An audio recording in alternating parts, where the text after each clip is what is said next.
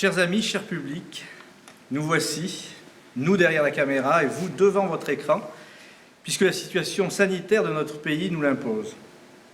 Ce n'est pas idéal, j'en conviens, et malgré tout, nous sommes très heureux, nos amis chanteurs, pianistes et moi-même, de pouvoir vous proposer et partager ce concert filmé par notre ami Diego Mingol. Fêter et partager la musique d'Offenbach, de notre cher Offenbach, c'est ce que nous faisons ensemble depuis plusieurs saisons, avec joie, convivialité et passion. Je crois d'ailleurs que c'est notre 22e dimanche d'Offenbach que nous donnons au Théâtre de l'Odéon. Et ce, bien sûr, grâce à notre directeur général, Maurice Xiberas, qui, année après année, nous permet de poursuivre l'aventure, et je tiens vraiment à le remercier du fond du cœur. Même dans des conditions difficiles comme aujourd'hui, puisque depuis le mois de mars dernier, nous sommes privés de votre présence, de vos sourires, de vos rires, de vos applaudissements. Ce temps d'absence nous paraît bien long, mais nous gardons espoir. Alors pour aujourd'hui, nous avons concocté un petit concert des plus alléchants, du moins nous l'espérons. Tout à l'heure, nous nous retrouverons en présence de nos amis chanteurs en Bretagne, en pleine campagne, ambiance propice aux amourettes bucoliques et aux danses villageoises, particulièrement chères à Offenbach, comme à beaucoup de ses contemporains. Et d'ailleurs, nous y reviendrons, mais tout à l'heure. En attendant, si vous avez déjà assisté à nos précédents concerts, vous savez que nous vous offrons en première partie quelques mises en bouche musicales. Alors aujourd'hui, nous allons nous promener entre raretés et œuvres beaucoup plus connues. Et pour commencer, un extrait de Barkouf, cet ovni offenbachien que nous avons pu ressusciter il y a 2 ans à l'Opéra de Strasbourg. Tout d'abord, la chanson du chien, car il faut le rappeler, le personnage principal de cet opéra comique est un canidé dénommé Barkouf, élucubration du librettiste Eugène Scribe, qui déplut d'ailleurs fortement à la critique musicale de l'époque, Berlioz en tête, ainsi qu'à la censure, qui chercha à faire interdire les représentations. Il faut dire que le premier décret énoncé par le chien lors de son arrivée au pouvoir, c'est la baisse des impôts. Sans commentaire. Louise Pinjot chante merveilleusement pour nous cette valse lente de Maïma, accompagnée au piano par notre ami Diego Mingol.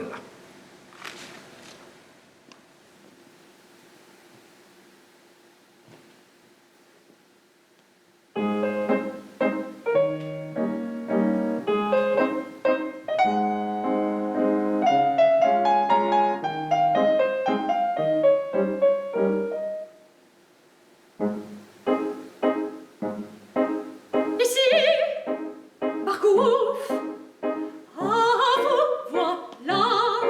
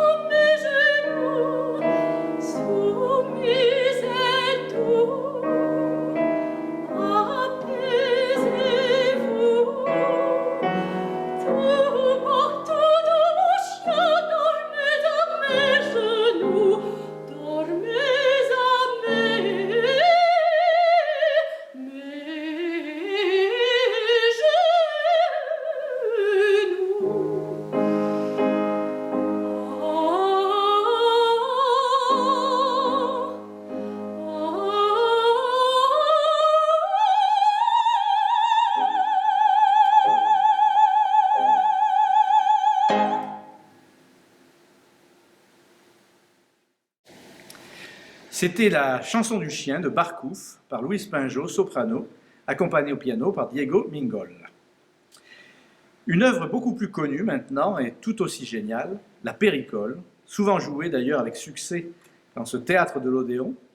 Pour votre gouverne, sachez que le fameux air de Piquillo, que vous allez entendre maintenant, n'était pas écrit dans la version originale, n'a pas été créé au Théâtre des Variétés le 6 octobre 1868, mais a été ajouté par Offenbach 6 ans plus tard, tout comme l'acte de la prison.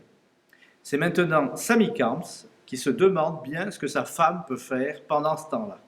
Il est accompagné au piano par Diego Mingol.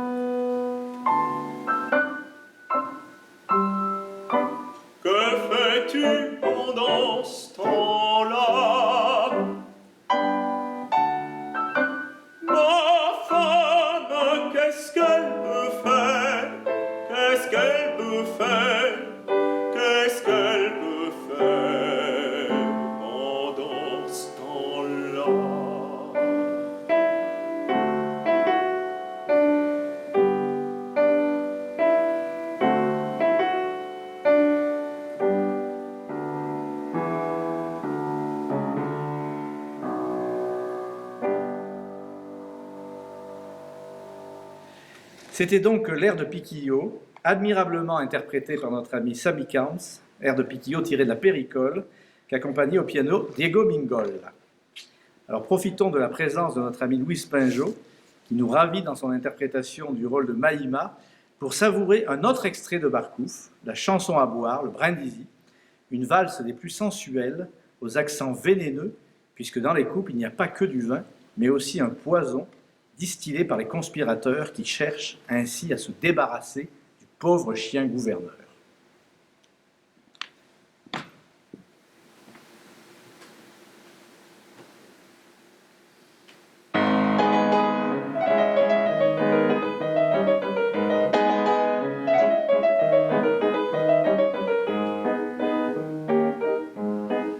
Souverain généreux, il veut à la ronde voir quand il est heureux, heureux tout le monde. De ce vent favori, sa bonté profonde, veut qu'ici comme lui, vous buviez aussi. Buvez par coupe, le veut ainsi. Buvez par coupe, le veut ainsi.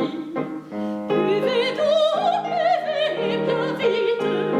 Mais buvez donc, quand des chansons à Marcouf qui vous invite et sa façon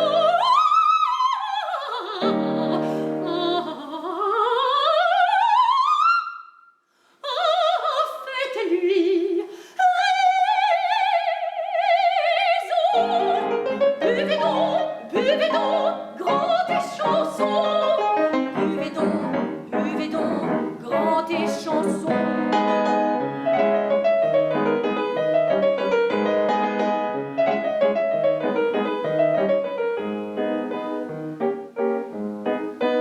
De ce nectar si beau qu'il n'épargne guère, et du même flacon remplissant vos verres, Marcouf dans sa bonté, votre ami sincère, vous voir avec gaieté, boire à sa santé.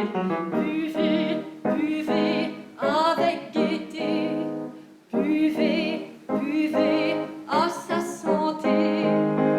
À sa voix qui vous invite, commencez-donc, quand des chansons, et vous tous buvez au plus vite, avec gaieté.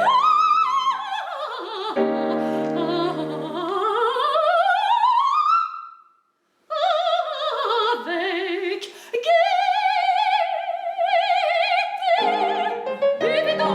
Buvez donc, grand et chansons.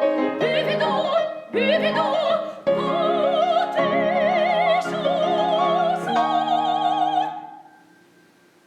Mais buvez donc, mais buvez donc.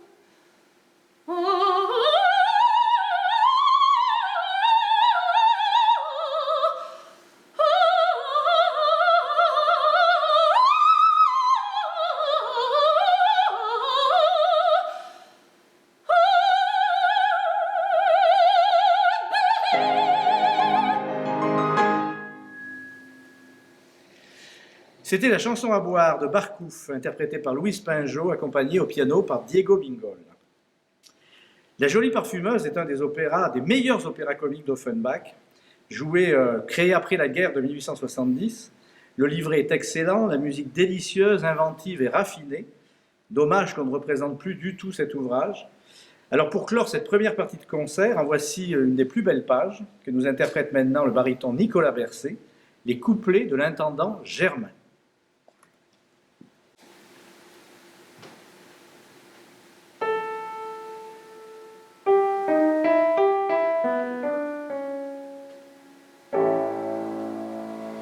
Par Dieu, c'est une aimable charge que de servir un grand seigneur. La vie à ses côtés est large, et le profit en vaut l'honneur. Chacun de nous sait, et de reste, y prendre de joyeux ébats. Valet de chambre, on met sa veste, cuisinier, on mange ses plats. Valet de chambre, on met sa veste, cuisinier, on mange ses plats. Par Dieu, c'est une aimable charge que de servir un grand seigneur. La vie à ses côtés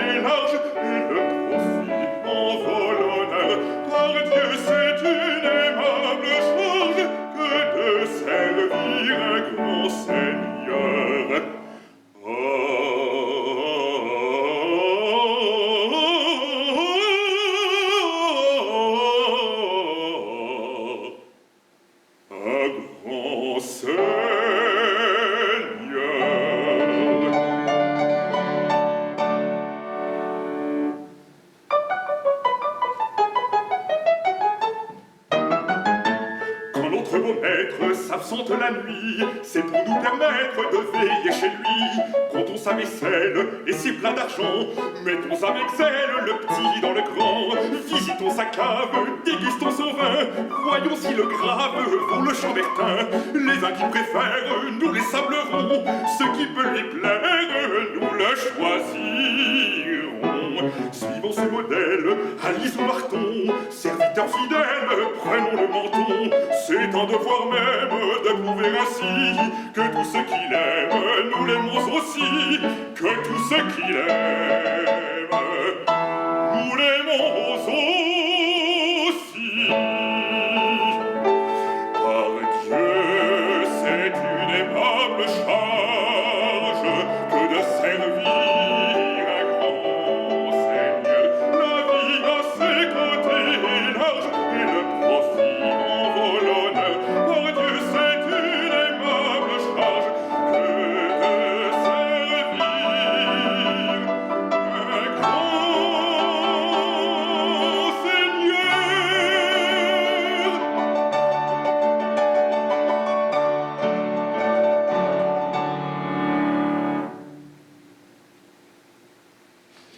Délicieusement interprété par notre ami Nicolas Bercé, accompagné au piano par notre ami Diego Mingola, tout aussi délicieux. Voici, c'était La Jolie Parfumeuse, les couplets de l'intendant.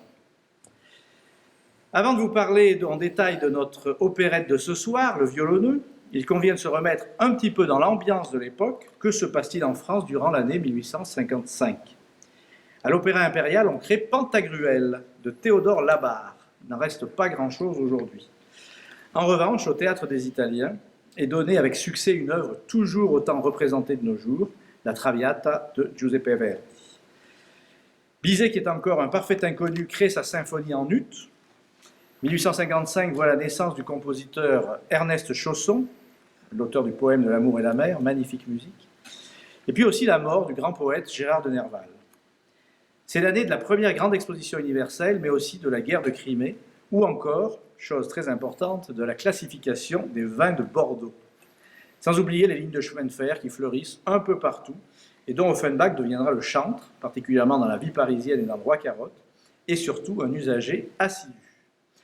On lui proposera même, sous une forme de boutade, de mettre en musique l'indicateur des chemins de fer. Et à l'époque, c'est vrai qu'on créait un peu des lignes partout en France, puisqu'on voulait quadriller le pays. Aujourd'hui, c'est le contraire, on abandonne ces voies. Alors on nous dit depuis quelque temps qu'on fait marche arrière, qu'on remet ces voies, mais enfin il y a déjà des maisons construites dessus, je ne sais quoi. Donc ça reste à voir. Et Offenbach, que fait-il en cette année 1855 ? Il est tout affairé, et peut-être sans douter d'ailleurs, à ce qui sera le plus grand tournant dans sa carrière, l'édification de son théâtre des Bouffes parisiens au pied des Champs-Élysées, à l'entrée de l'exposition universelle. Et du même coup, à la création d'un genre nouveau qui conquérera bientôt le monde entier, l'opéra bouffe à la française, appelé plus tard l'opérette. N'arrivant pas à faire jouer ses pièces dans les théâtres officiels, Offenbach s'est battu pour obtenir le privilège d'ouvrir une salle lyrique nouvelle. À l'époque, tout cela a été réglementé par ce qu'on appelait les privilèges, et après maintes et maintes péripéties qui seraient bien trop longs de raconter ici, les Bouffes parisiens sont inaugurés le 5 juillet 1855, alors que l'exposition voisine bat son plein et que la chaleur caniculaire pousse les visiteurs à chercher un peu de fraîcheur. La curiosité pousse aussi les badauds à aller découvrir ce petit théâtre nouveau et à profiter aussi ainsi de la climatisation naturelle de la salle.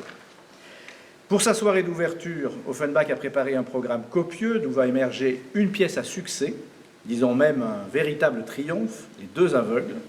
C'est cette pochade qui lance véritablement la carrière d'Offenbach. Fort de son succès, le compositeur produit dans la foulée de nombreuses petites pièces nouvelles, des bouffonneries et aussi des bluettes, telles que Le Violoneux, joué pour la première fois le 31 août 1855. Le livret de la pièce est de Mestépès et Chevalet, ce dernier étant un ami intime du compositeur. L'ouvrage plaît au public et à la critique. Il introduit au Bouffes parisien un ton sentimental en opposition aux bouffonneries qui s'y jouent de façon concomitante. Le pendant des Deux Aveugles, en quelque sorte. Succès de musique et de larmes, peut-on lire dans la revue musicale Le Ménestrel. Les couplets conscrits, Guignon maudit, chantés par Berthelier, qui deviendra un des principaux compagnons de route de Jacques, La ronde du violonneux, dite avec beaucoup d'émotion et d'esprit par Darcier, les couplets de Mademoiselle Schneider, je sais bien que ce n'est pas l'usage, et le duo militaire ont été applaudis avec enthousiasme. Et le journaliste de conclure de façon visionnaire: cette nouvelle production d'Offenbach et la délicieuse bouffonnerie des deux aveugles maintiendront pour longtemps la foule dans son théâtre. Le même journal écrit la semaine suivante que le violonneux est empreint d'une nuance de mélancolie tendre qui ennoblit sa joie et rend ses douleurs plus touchantes. Le triomphe du violonneux doit beaucoup à la soprano débutante, qui deviendra plus tard mezzo, Hortense Schneider, avec l'immense carrière qu'on lui connaît, bien sûr. Quelque temps auparavant, Offenbach a auditionné la jeune Bordelaise dans le Boléro du Domino Noir de Auber. Séduit par sa voix et par son charisme, il l'engage aussitôt. Une anecdote veut qu'à l'occasion de cette première entrevue, il est formellement interdit à sa future interprète de continuer à prendre des leçons de chant, sinon il lui mettrait son pied quelque part, ce qu'on a rapporté.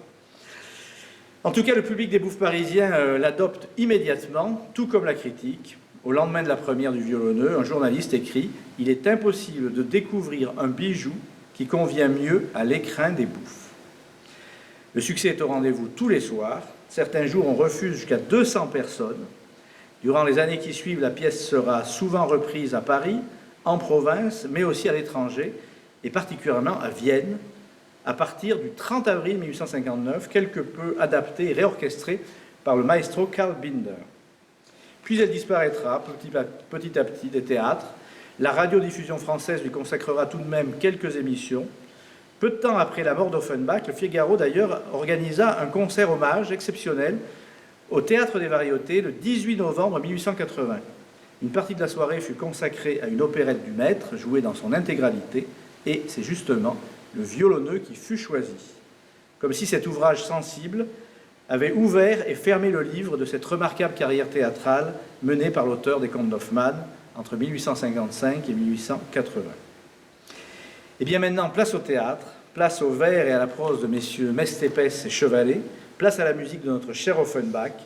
Oui, place au théâtre, et même sans décor, ni costume, ni mise en scène, car avant tout, ce qui fait le théâtre, c'est la pièce et les acteurs.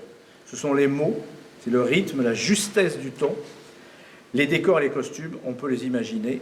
C'est pourquoi j'aime à dire quand même place au théâtre. Ce que nous allons vous offrir maintenant, c'est aussi du théâtre, comme la radio savait nous en proposer sur ces ondes il y a encore quelques années. C'est malheureusement bien loin tout ça, et ça n'a pas l'air de vouloir revenir. J'espère que malgré la difficulté des temps que nous traversons, eh bien vous prendrez autant de plaisir à nous écouter que nous en avons à jouer, à chanter cette pièce pour vous, pour Offenbach bien sûr. Je vous remercie de votre attention. Nous vous invitons à écouter Le Violonneux, opérette en un acte, paroles de messieurs Mestépès et Chevalet, musique de monsieur Jacques Offenbach. Représenté pour la première fois à Paris sur le théâtre des Bouffes parisiens, le 31 août 1855. Les personnages sont les suivants. Pierre, jeune sabotier, créé par monsieur Berthelier. Vous entendrez ce soir monsieur Camps. Rainette, filleule du père Mathieu, créée par mademoiselle Schneider. Vous entendrez ce soir mademoiselle Pinjot. Et le père Mathieu, violonneux du village, créé par monsieur Darcier. Vous entendrez ce soir monsieur Bercé. Au piano, monsieur Mingol. La scène se passe en Bretagne. Après ouverture, Pierre est seul. Il entre en marquant le pas. Le numéro 1, son numéro de conscription, se détache en relief sur son chapeau.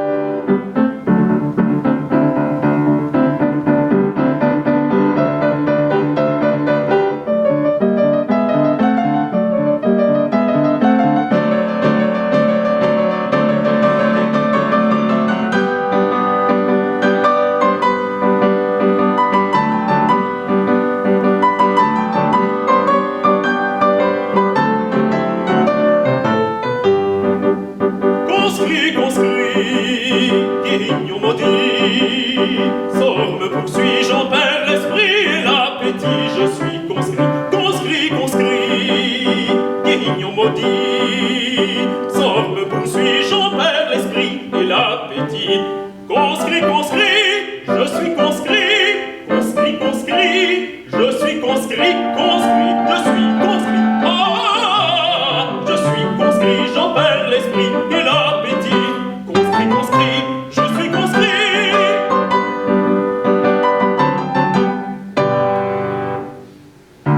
Il me semble déjà que la bataille autour de mes jambes a commencé. Zip boum boum boum, c'est la mitraille. Gréco-15 je suis pincé. Je veux courir mais je t'en souhaite. Je suis moulu, je suis perdu. On poursuit à la baïonnette. On poursuit, je suis moulu, je suis perdu.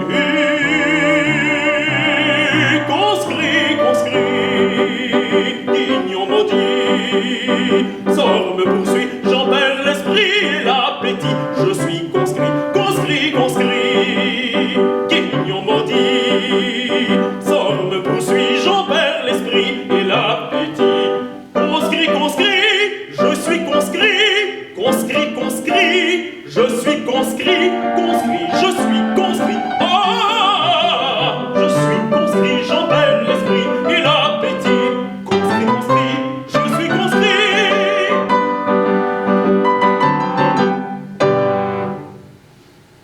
Sur le rempart, je fais sentinelle de peur, de froid. Je suis transi, on vient qui va là, sans chandelle. Comment savoir si c'est l'ennemi? Je tire en l'air, mais je t'en souhaite. Il fait si noir, Pierre, bonsoir. En deux temps, mon affaire est faite. Il fait si noir, Pierre, bonsoir. Pierre, bonsoir. Conscrit, conscrit, guérignon maudit. Sort me poursuit, j'en perds l'esprit et l'appétit. Je suis conscrit, conscrit, conscrit, guérignon maudit. Sort me poursuit, j'en perds l'esprit et l'appétit. Conscrit, conscrit, je suis conscrit. Conscrit, conscrit, je suis conscrit. Conscrit, je suis conscrit. Ah, je suis conscrit, j'en perds l'esprit et l'appétit. Conscrit, conscrit, je suis conscrit.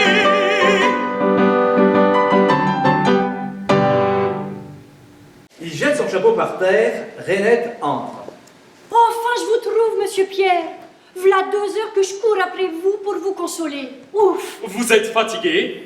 Dame, tout le monde n'a pas le jarret aussi bien planté que vous. Voyons voir. Eh ben, qu'est-ce qui vous prend? Rainette ramasse son chapeau. Tenez, mauvaise tête. Merci, mademoiselle Rainette. Il montre son numéro. Le v'là, le gredin, comme il se fiche de moi. Il le déchire avec ses dents et le jette par terre.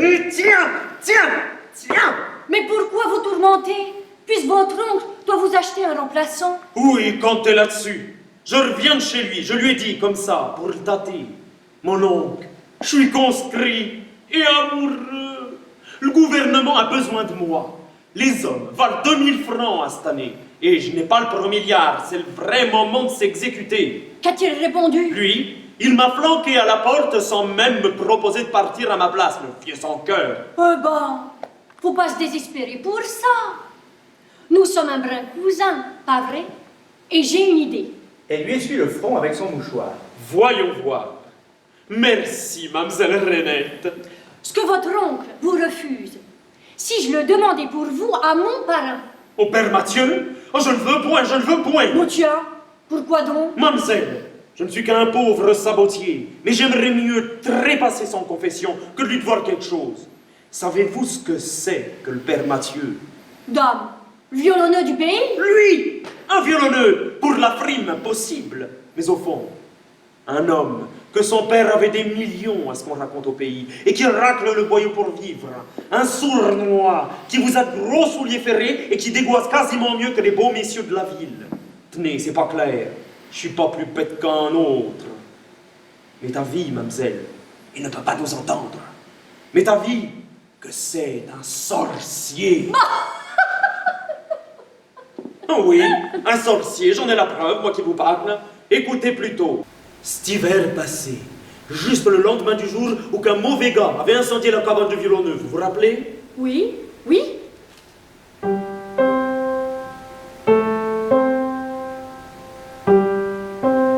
Je traversais la forêt à l'heure de minuit. Je trottais de rude peur des lutins.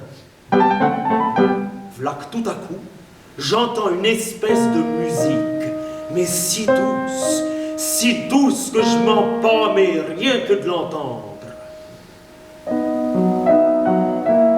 Je marche toujours droit devant moi, comme si un chat me poussait. J'arrive près de l'endroit d'où ça venait. J'écarte les branches sans faire de bruit. Et je trouve quoi? Le père Mathieu, en train de chanter la fameuse ronde, vous savez bien? La la la la la la la la la la la la la la la. Puis le voilà qui s'arrête et qui commence à pleurer. À pleurer. Ah mais là, pour toute bombe. Il tenait son violon de cette façon dans les deux mains. Il le regardait avec ses grands yeux et il lui causait, ni plus ni moins, que si c'était une personne naturelle. Mon père m'a dit comme ça, qu'il lui disait, de te briser le jour où je serais bien malheureux, et que tu me donnerais peut-être le bonheur. J'ai perdu ma pauvre femme, mais je t'aime. Tant que je ne t'ai point brisé. J'ai plus un coin pour pleurer ma tête, mais sois tranquille, je ne te briserai point encore aujourd'hui. Je préfère te serrer tout entier sur mon cœur que te mutiler pour avoir un château.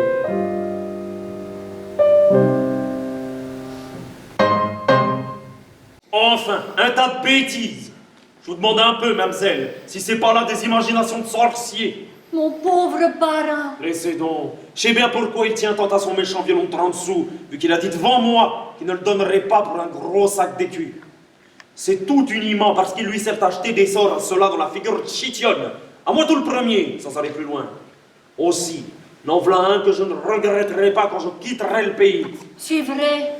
Vous allez partir. Je l'avais presque oublié. Et pourtant, il y aurait peut-être un moyen d'arranger ça. Vous croyez? Mais il se peut que ça ne vous plaise point. Dites toujours.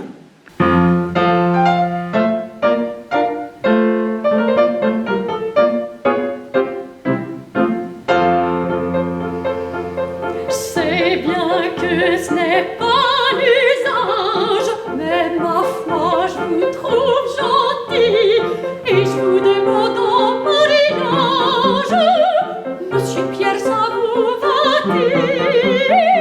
Je vous offre en place de richesse un cœur tout neuf plein de tendresse. Alors mon cousin, acceptez ma main, répondez, voulez-vous être mon époux? Alors mon cousin, acceptez ma main, acceptez ma main.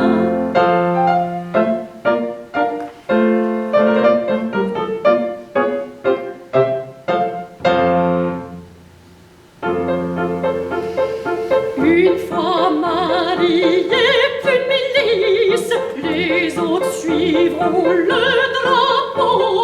Adieu le bonnet de police, vous gardez votre beau chapeau. Nous aurons, j'en suis certaine, joli Marmot par douzaine. Alors mon cousin, acceptez ma main, répondez, voulez-vous être mon époux? Alors mon cousin, acceptez ma main, acceptez ma main.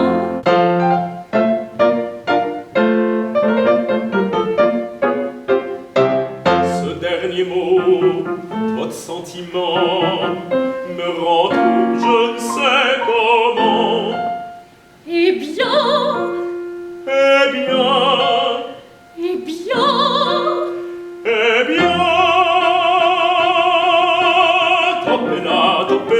Topez-la, la chose est faite. Topez-la, ça me va, oui, ça me va. Topez-la, la chose est faite. Topez-la, ça me va, oui, ça me va. Le fondement si complète, tout le village en sera. Et puis le soir viendrait, juste jour on dansera. Le fondement si complète, tout le village en sera. Et puis le soir viendrait, oui, on dansera. Topez, Topez, topez, topez, topez, topez. topez, topez, topez, topez, topez. Topez-la, la chose est faite. Le gouvernement est là, ça mangera comme il pourra. Le gouvernement est là, ça mangera comme il pourra.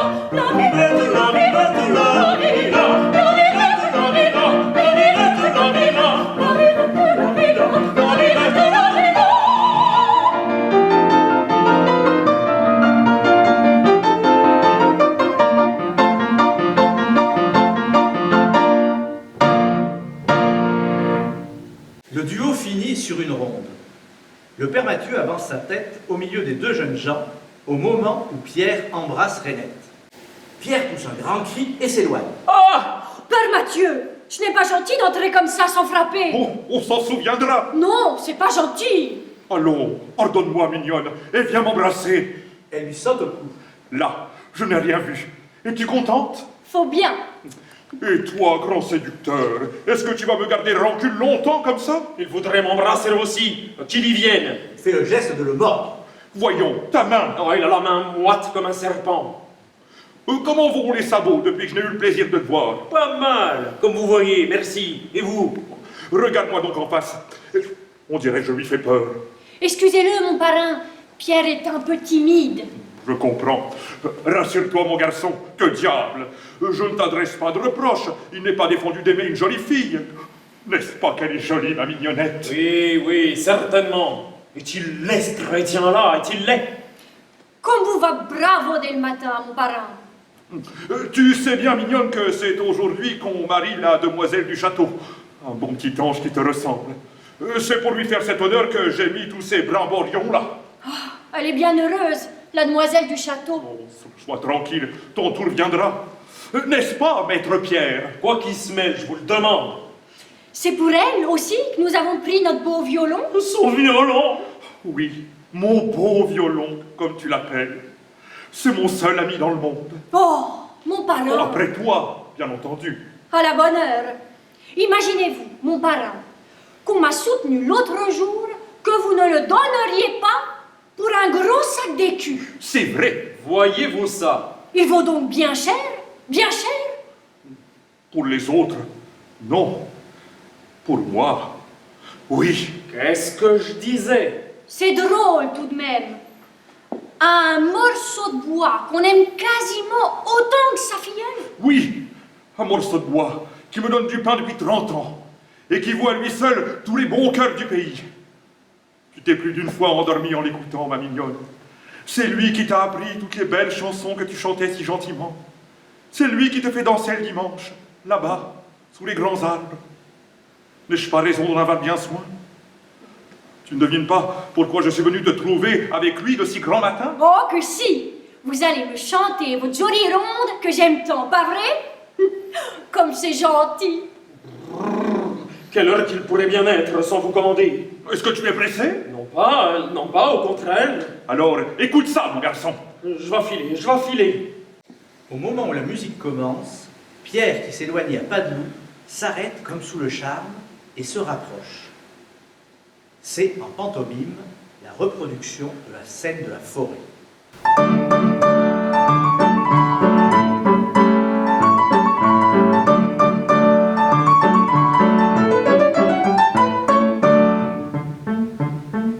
Le violonneux du village, c'est encore moi, mes enfants, de vous voir tous au bel âge, je rajeunis de 20 ans.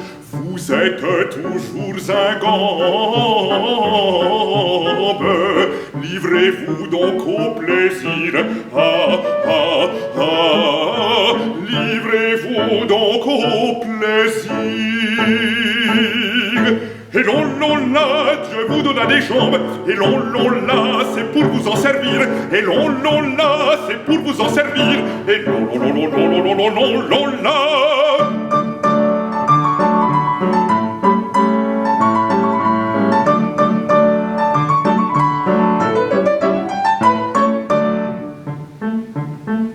Je vous dirai qu'à votre âge, j'aurais dansé nuit et jour.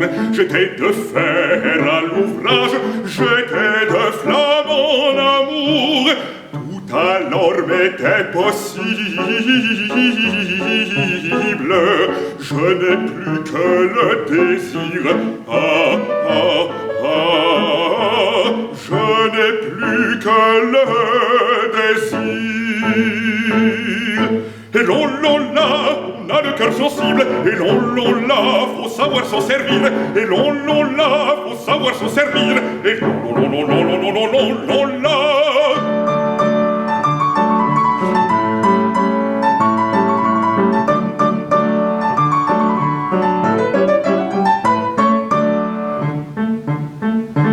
Un jour triste souvenance, les reins de notre clocher, voix suprême de la France, nous cria, c'est l'étranger.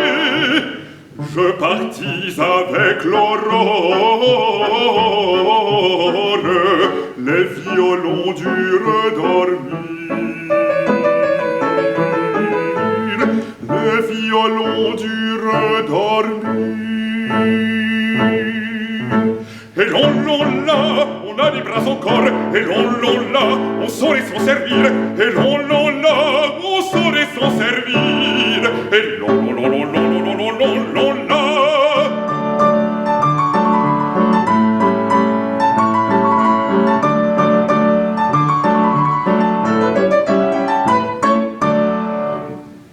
À la fin du dernier couplet, Pierre s'en va en courant comme s'il était parvenu à rompre le charme.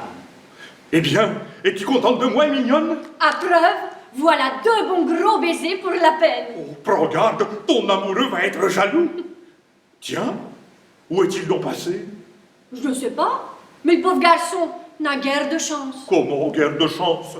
Un gaillard qui sautait comme un cabri quand je suis arrivé, à qui tu permets de te faire la cour et qui mordait après toi comme après la miche. Possible, mais il va partir à l'armée de la guerre. Le gouvernement a besoin de lui. Les hommes coûtent 2000 francs cette année. Et son oncle, qui devait lui acheter un remplaçant, l'a mis à la porte. Oh, tu m'en diras tant. Alors moi, je n'y ai pas été par 4 chemins. Pour qu'il ne soit plus conscrit, j'ai demandé sa main à la bonne Franquette. Et? Il me l'a accordé. Vraiment? Et puis? Puis, dame, si cela ne suffit pas, eh ben, je partirai avec lui. Partir, toi? C'est décidé. Je me ferai nommer. Général, peut-être. Mieux que ça. Cantinière. Cantinière. Oh, avec ses petits pieds, avec ses petites menottes, tu perds la tête, mignonne. On m'a dit qu'il ne fallait que du cœur pour ça. Et comme Pierre n'en a pas à revendre, je serais bien forcée d'en avoir pour 2. Oh, il ne te manquerait plus que d'apprendre à faire l'exercice. Oh, ce n'est déjà pas si difficile. Avec 1 ou 2 leçons de vous, j'en saurais peut-être bien autant que notre garde champêtre. Je serais curieux de voir ça. Eh ben, vous allez le voir. Et tout de suite encore. Tenez, v'là mon fusil. Elle prend un bâton. Et moi, qu'est-ce que je ferais pendant ce temps-là? Oh, vous jouerez du tambour sur votre violon. Va pour le tambour. Le clairon sonne à la parade. Vous allez faire le commandant. Moi, le grenadier. Quel camarade! Je vais vous suivre en vous regardant. Comment tu veux? Sur votre démarche, j'en vois très bas. C'est pas douteux. C'est pas douteux. Sois garde à vous, En avant marche. paix dans les rangs, En avant marche. paix dans les rangs, en avant marche. Rataplom, plom, plom, plom, plom, plom, plom. Rataplom, plom, plom, plom, plom, plom, plom, plom. Ah. Plom, plom, plom, plom, plom. Rataplom, plom, plom, plom, plom, plom, plom. Rataplom. Rataplom.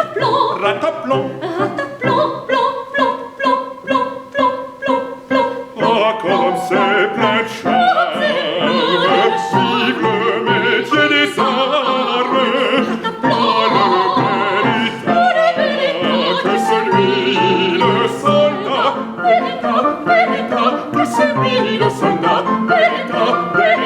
Que c'est lui le soldat. Ah, le Benedetta, que c'est lui le soldat. Que c'est lui le soldat. Que c'est lui le soldat.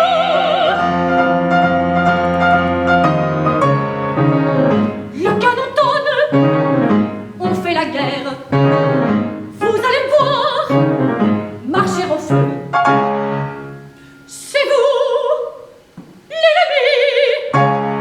Ça ne me va guère. Laissez-vous tuer, laissez-vous tuer. Un tout petit peu. Tu pousses trop fort. Bas la charge, bas la charge. Tu pousses trop fort. Moi je veux gagner la croix d'honneur. Oh, tu veux gagner la croix d'honneur. Mais tu me fais mal. Cambriolage, Mais tu me fais mal. cambriolage. Veux-tu finir? Voici l'entrée.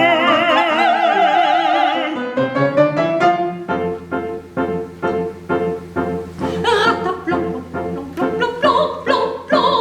Rataplan, plom, plom, plom, plom, plom, plom. Ah. Plom, plom, plom, plom, plom.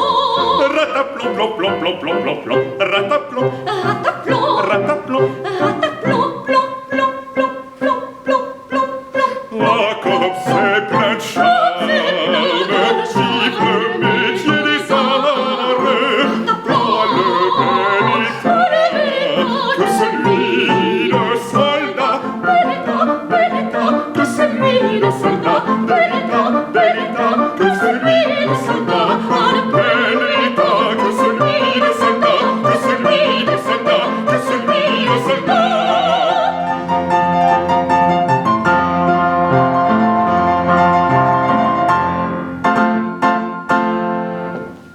Maintenant, rendez-moi vos armes, mon joli fantassin, et écoutez-moi, À vos ordres, commandant. petit démon va. Ainsi tu es décidé à épouser Pierre. C'est naturel, puisque je l'aime. Et s'il part, tu veux le suivre? Oh, ça, je vous le jure. Il s'agit donc, pour que tu ne me quittes pas, de le faire rester au pays. Vous allez lui prêter les 2000 francs Moi, mignonne? Et comment? en vendant votre violon. Le père Mathieu serre le violon dans ses bras. Jamais! Je ne vous comprends plus, mon parrain. Ceci me regarde. Qui sait, je réussirai peut-être. Je ne suis guère le bien-aimé au château, mais un jour de noces. Et puis elle est si bonne, la demoiselle du château. Attends-moi là, mignonne, je reviens dans un instant. En courant, son bâton cogne son violon. Il s'arrête tout ému. Qu'avez-vous, mon parrain? Rien, rien. Oh Dieu merci. En courant, j'ai cru. Il examine son violon. Et puis, vous auriez dit que c'était de ma faute. Laissez-le ici, mon parrain. Non, Oh, je vous en prie, vous reviendrez plus vite. tu le veux? Allons, tiens, le voilà. Garde-le bien pendant mon absence. Tu m'en réponds, songe-y. Sur ma tête, mon parrain, sur ma tête. Foi de Père Mathieu, c'est lui qui te fera danser à la noce. Il sort. Renette s'adresse au violon. Oh oui, que j'en aurai soin et que je le dorloterai et que je le mettrai dans une belle petite boîte de coton pour qu'il dure 100 ans et plus. Et Pierre aussi t'aimera et dorlotera, je te le promets. Elle embrasse le violon à plusieurs reprises. Que vois-je ici? Que vois-je ici? La castora et le caresse. Bougez les pas. T'es bonne, tu crois que je pleure. Pierre au pays, tu resteras, le père Mathieu. Mademoiselle Renette, C'est lui qui nous fera danser. je lui défends. Pour commencer, Je veux l'embrasser, je veux l'embrasser. lâchez-moi ce vilain bête, ou je vais à bout de ma tête. C'est lui qui nous fera danser, c'est lui, Je c'est vais lui à qui nous bout de ma tête. Lâchez-moi ça, lâchez-moi C'est ce ça, vilain bête. Lâchez-moi ça, lâchez-moi ce C'est ça, vilain mais- bête. Ou je fais à bout de ma tête. C'est ce qu'on verra, c'est ce qu'on verra. Lâchez-moi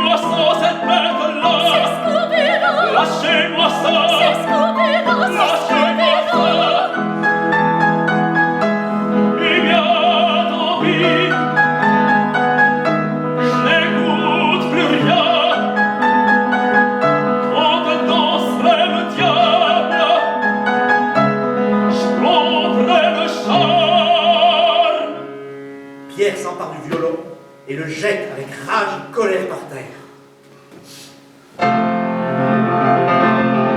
Misérable! Mon parrain!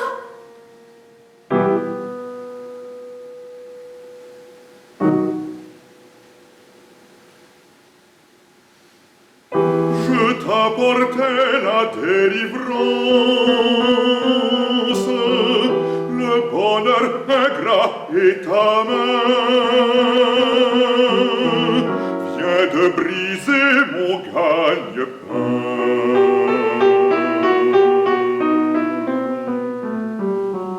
C'était ma dernière espérance. Adieu, ma dernière espérance. Je n'ai plus qu'à mourir de faim. Adieu, ma dernière espérance. Adieu, ma dernière espérance. Je n'ai plus qu'à mourir de faim.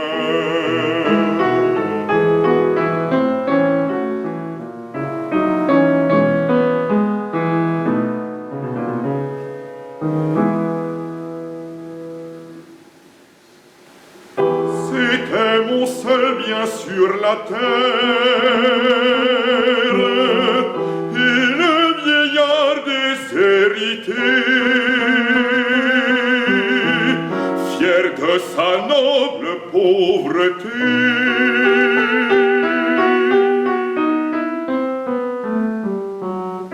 par lui rêvait dans sa chaumière. Par lui rêvait dans sa chaumière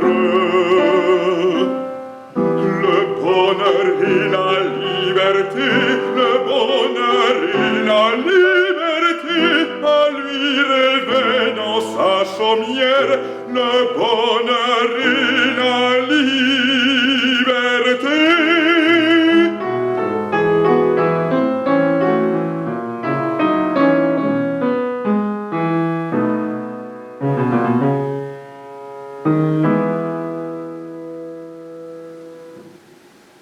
Il tombe anéanti sur le banc, la tête dans ses mains.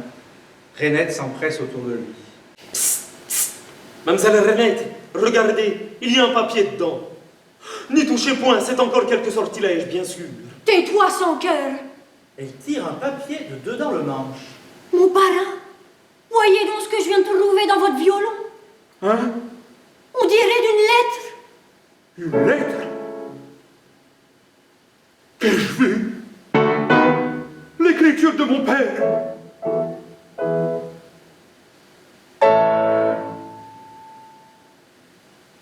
Mon fils, j'ai tenu le serment fait à ta mère en ne te révélant pas, moi, vivant, le nom de ceux qui vous ont dépouillés.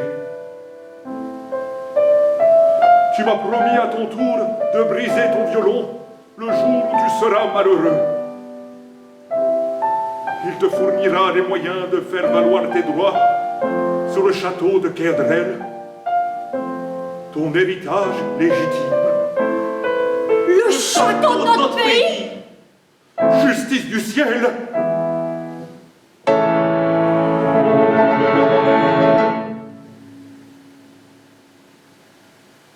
Il serait donc à dire, mon parrain, que vous êtes un grand seigneur? Non, mes enfants, non. Tout cela n'est qu'un rêve. Il tire un portefeuille de son sein. Grâce à ce portefeuille, le prix de la liberté qu'un ange de bonté t'envoie, Pierre. Il le lui donne. Le château de Kerdrel restera à ceux qui l'habitent. Et vous, mon parrain? Moi, mes enfants, je serai ce que j'ai toujours été, un pauvre violonneux. Il déchire la lettre. Tout petit, dans le village, j'essayais mes premiers pas. J'y veux finir mon voyage, appuyé sur vos deux bras. Que faut-il à ma vieillesse? Du soleil et quelques fleurs. Ah, du soleil et quelques fleurs. Pardonnez-moi, Père Mathieu, mais je le raccommoderai si bien qu'il n'y paraîtra plus. Il l'on la, donnons la richesse, et l'on la, et gardons les bons cœurs, et l'on la, donnons la richesse, et l'on la, et l'on la, donnons la richesse, et l'on la, et gardons les bons cœurs, et l'on la, donnons la richesse, et l'on la.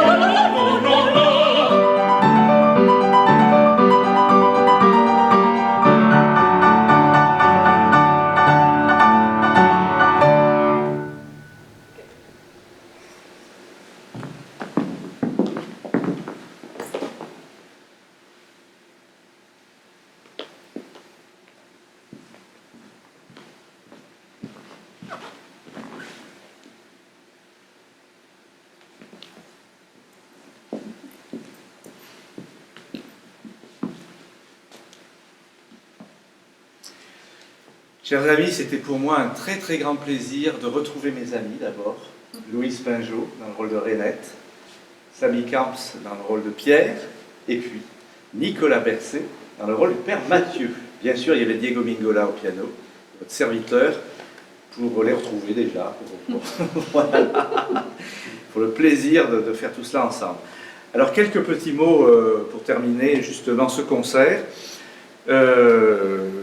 J'espère que le prochain concert, nous nous retrouverons ensemble dans cette salle, mais bon, je ne me fais pas trop d'illusions quand même, parce que c'est au mois d'avril, c'est le 4 avril le prochain concert, donc c'est encore un peu juste peut-être. Je crois que les restaurants sont censés rouvrir le 6, donc ça m'étonnerait. Alors bon, de toute façon, nous continuerons à filmer, et je vous assure, ça vaudra vraiment la peine aussi de voir cette pièce qui s'appelle Le Fifre Enchanté, ou Le Soldat Magicien, elle a 2 titres. Et c'est une pièce extraordinaire, comme toutes les pièces d'Offenbach. Je trouve que ce violonneux, d'ailleurs, que vous ne connaissez pas bien, est aussi une pièce extraordinaire, qu'on vous a donné ce soir. Il y a de la jolie musique, il y a du rythme, il y a tout ce qu'il faut, tout ce qui fait le génie d'Offenbach. Très heureux que vous continuiez à nous suivre, que ce soit ici à Marseille ou sur nos Offenbachiades du Briançonnais, puisque tout ça, nous le faisons un petit peu ensemble.